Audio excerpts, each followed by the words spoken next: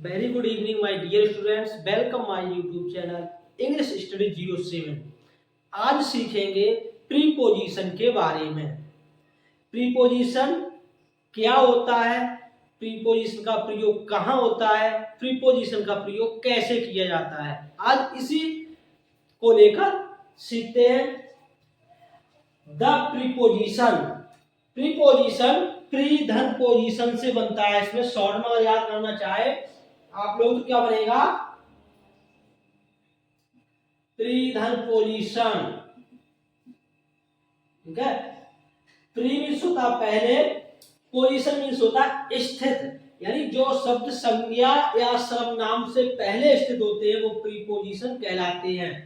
देखिए, जो शब्द किसी नाउन या प्रोनाउन से पहले आकर, ठीक है, पहले आकर उसका संबंध किसी दूसरे शब्द से बताएं, संज्ञा या सर्वनाम से पहले आकर और उसका संबंध किसी दूसरे शब्द से बताएं तो प्रीपोजिशन कहलाता है। शॉर्ट में अगर आप याद करना चाहें आप लोग तो प्री धन पोजिशन, प्री मीन्स होता पहले, पोजिशन मीन्स होता स्थित।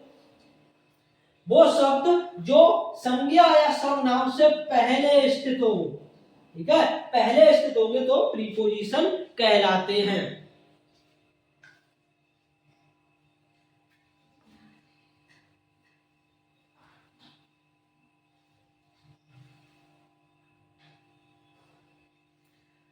अब आते हैं करेक्ट यूज ऑफ प्रीपोजिशन।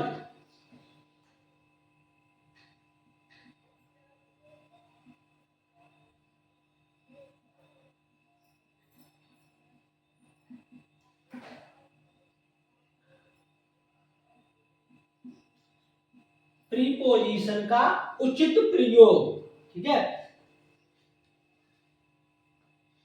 इसमें सबसे पहले आएगा इन।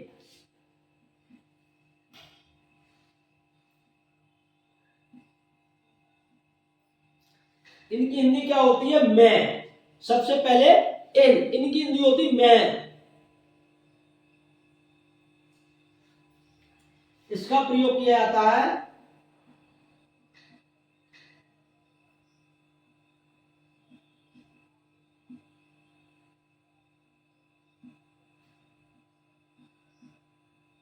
ठीक है, स्थिर अवस्था के लिए। जब चीज स्थिर होगी उस कंडीशन में इनका प्रयोग करते हैं।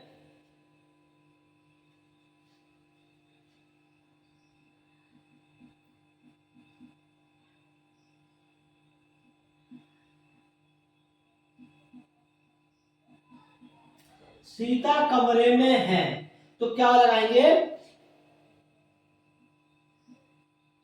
Sita is in the room, यानी वो पहले से कमरे में और स्थिर है।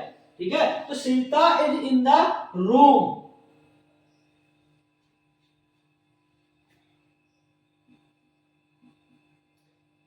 इसी में होता है इनटू का प्रयोग, इसका भी अर्थ होता है मैं। इन और इनटू दोनों का अर्थ होता है मैं। इनका प्रयोग होता है स्थिर अवस्था के लिए, इनटू का प्रयोग होता है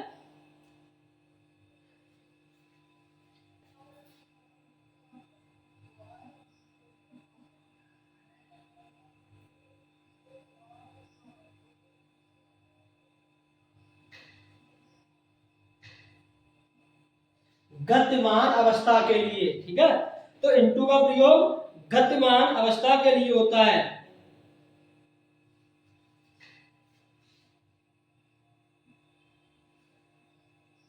गति क्या हुई, कूद कर या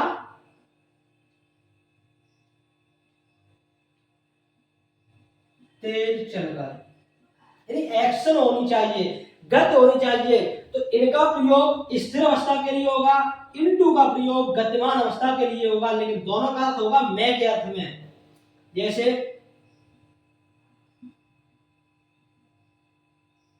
मेढक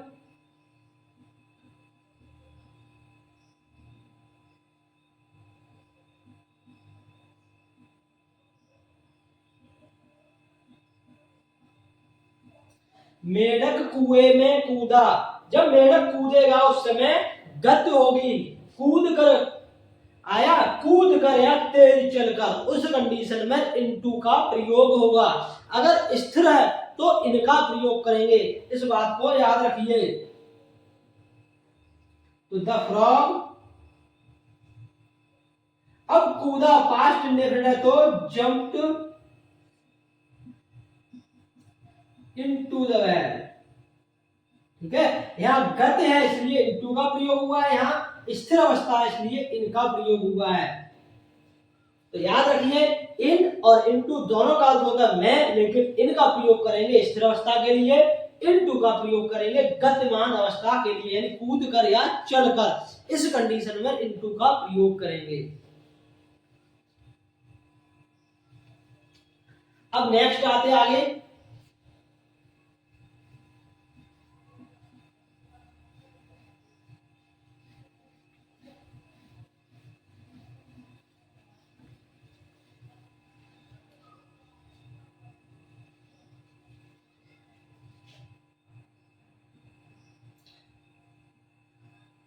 ऑन मीन्स होता पर, ये किस लिए आएगा, स्थिर अवस्था के लिए, ठीक है। ऑन का प्रयोग कब होगा, स्थिर अवस्था के लिए।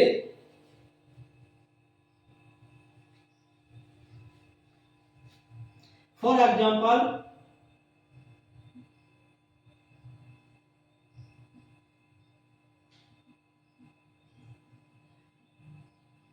पुस्तक मेज पर है, पुस्तक मेज पर है, स्थिर है, ठीक है। तो किसका प्रयोग करेंगे, ऑन का, किसका, ऑन का। तो द बुक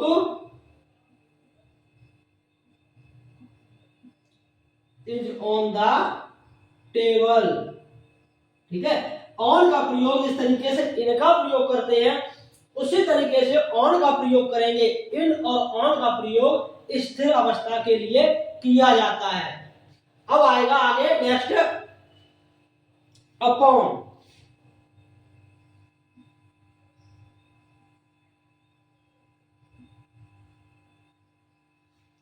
अपॉन का भी अर्थ होता है पर, ऑन का भी अर्थ होता है पर। ऑन का जब पर के अर्थ में प्रयोग करेंगे तो स्थिर अवस्था के लिए करेंगे, और अपॉन का गतिमान अवस्था में।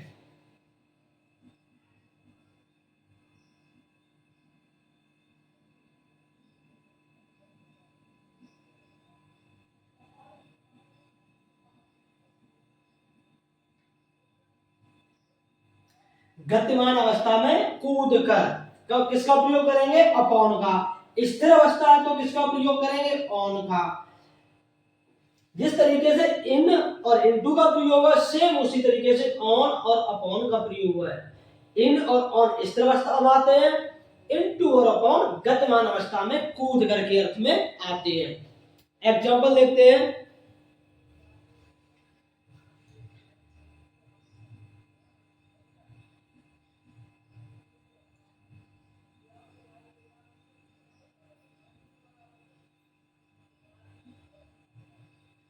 बिल्ली मेज पर कूदी। अब कूद कर गई मेज पर, कैसे गई, कूद कर, एक्शन हुई है, स्थिर नहीं है, गति हुई है, इसलिए क्या बनेगा, द कैट इज, कूदी पास्ट इंडेफिनिट है तो जंप्ड अपॉन द टेबल, ठीक है। तो the cat jumped upon the table. तो याद रखिए इन और ऑन का सेम कैटेगरी प्रयोग होता है स्थिर अवस्था के लिए, इनटू और अपॉन का प्रयोग होता है सेम कैटेगरी के लिए गतिमान अवस्था, कूद कर या चढ़ कर गया, ठीक है। अब आगे आता है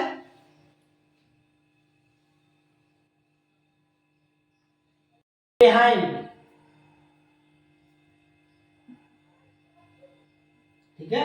क्या आएगा, बिहाइंड, इसका अर्थ होता है पीछे, ठीक है। बिहाइंड मीन्स होता है पीछे। ये क्या कराता है, स्थान का बोध कराता है,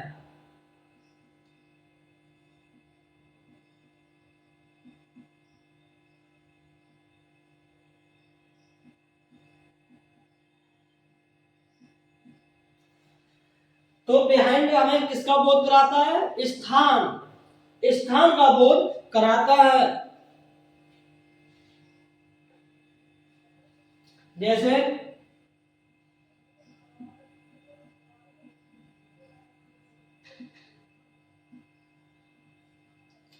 मोहन मेरे पीछे बैठता है। अब मेरे पीछे बैठता है तो किसका बोध हो रहा है? स्थान का बोध हो रहा है। किसका हो रहा है? स्थान का बोध हो रहा है। वाक्य किसमें? प्रेजेंट इंडेफिनिट में है, तो क्या बनेगा?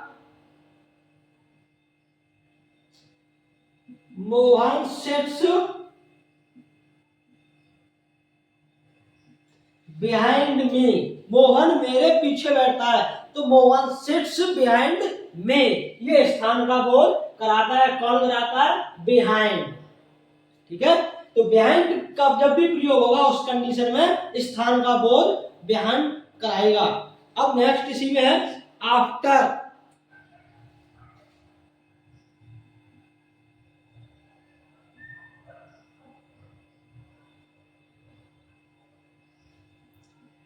आफ्टर का प्रयोग होता बाद में। किसके अर्थ में होगा? बाद में। ये किसका बोध कराता है? समय का बोध कराता है।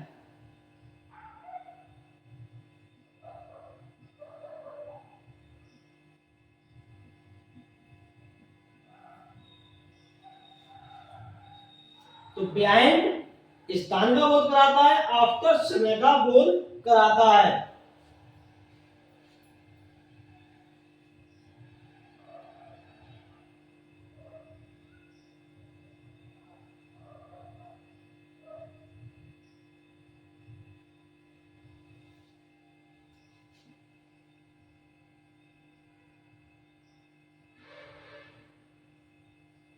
वह दिल्ली से 10 दिनों के बाद आया। वह दिल्ली से 10 दिनों के बाद आया। बाद के अर्थ में किसका प्रयोग करेंगे? आफ्टर का। तो ये बात किसमें है?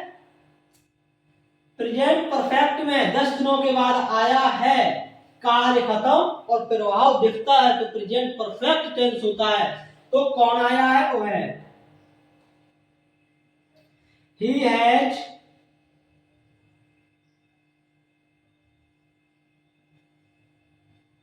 Come back. He has come back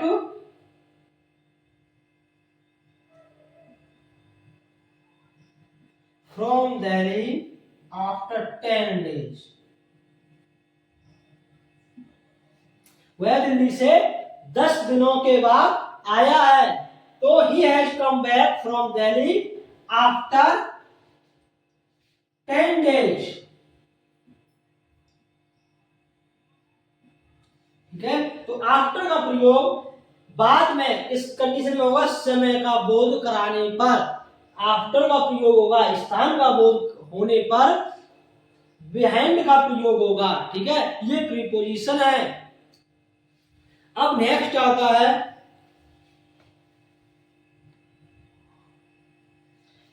at.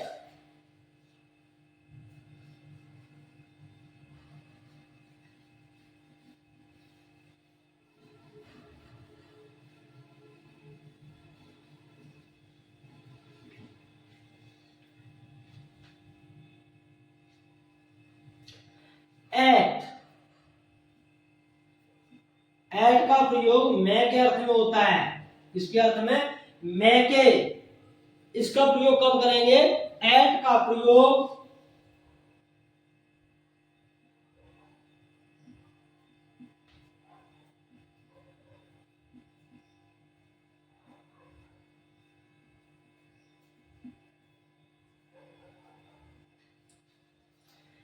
Eight का प्रयोग छोटे कस्बों, शहरों,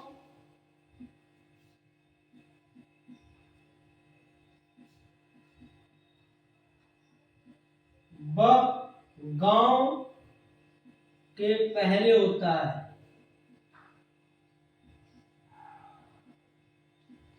ठीक है, तो ऐड का प्रयोग मैं के अर्थ में होगा।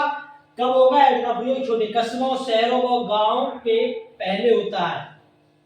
अब जैसे है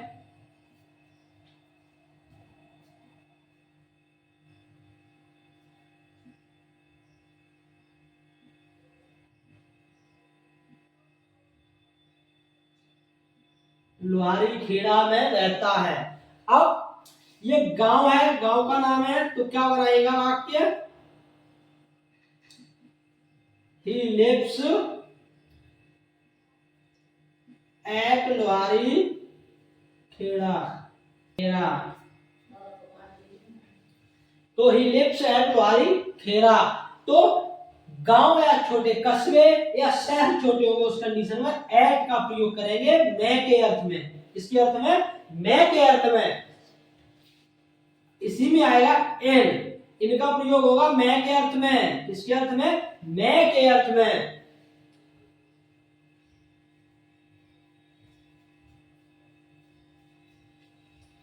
इनका प्रयोग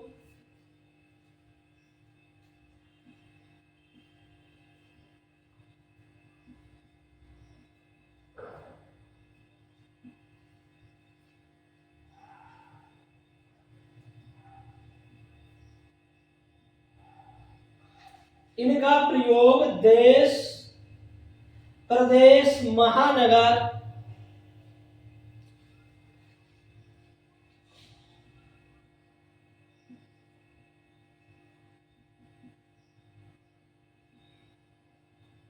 के लिए होता है। ठीक है, जैसे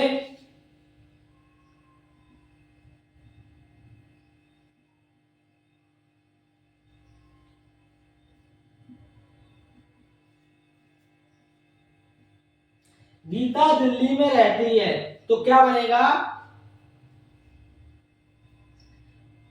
गीता लिव्स इन दिल्ली। तो एड का प्रयोग मैं के अर्थ में होगा, इनका प्रयोग मैं के अर्थ में होगा। एड का प्रयोग छोटे कस्बों, शहरों व गांवों के पहले होगा।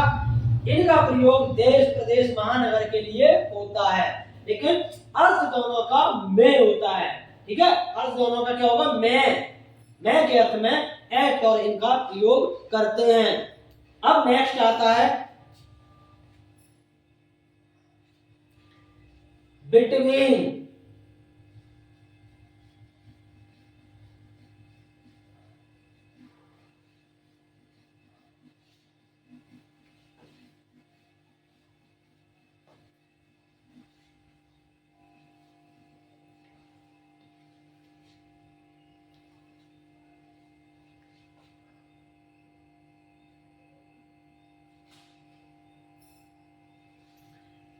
बिटवीन का प्रयोग होता है मैं या बीच में।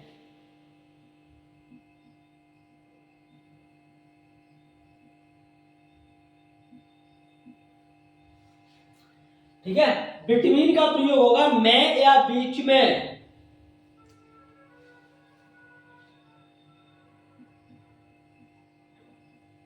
दो प्राणियों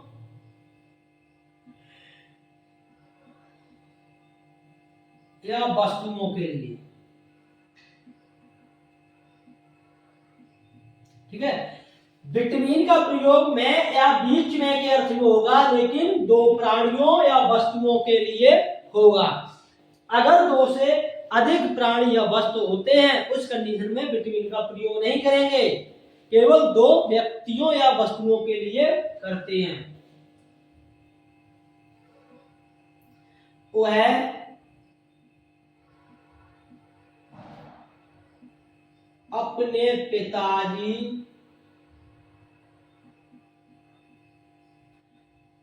और माताजी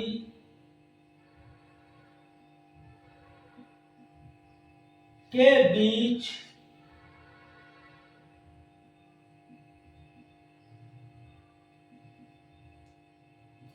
बैठा हुआ है। ठीक है, वह अपने पिताजी और माताजी के बीच बैठा हुआ है। तो बीच में आ गया है, तो वाक्य क्या बनेगा? ही बैठा हुआ है, प्रेजेंट कंटिन्यूअस है, ही इज सिटिंग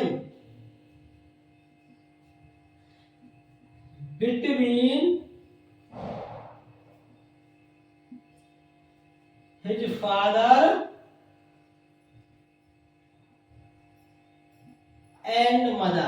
तो he is sitting between his father and mother, वह अपने पिताजी और माताजी के बीच बैठा हुआ है। तो दो व्यक्तियों या प्राणियों के बीच में होगा, उस कंडीशन में बिटवीन का प्रयोग करेंगे। अगर दो से अधिक हैं तो प्रयोग होगा अमंग का। किसका होगा? अमंग का।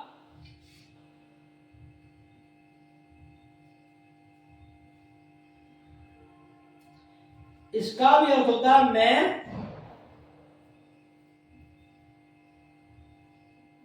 बीच में। ठीक है, अमंग का भी प्रयोग होता है मैं या बीच में, लेकिन ये कब होता है? यहां दो के लिए था, यहां होगा दो से अधिक के लिए।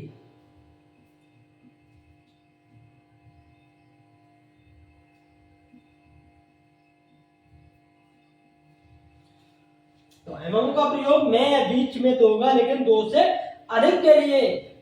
बिटवीन का प्रयोग होगा मैं या बीच में के अर्थ में दो प्राणियों या वस्तुओं के लिए। जैसे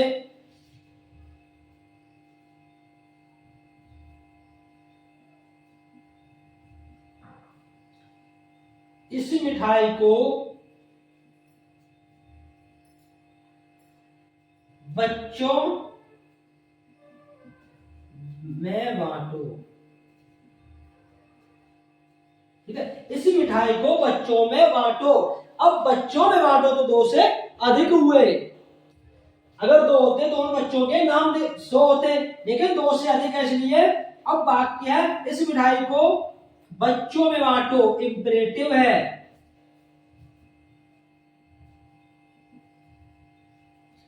डिस्ट्रीब्यूट दिस स्वीट्स, इस मिठाई को बांटो किसमें? Among the children.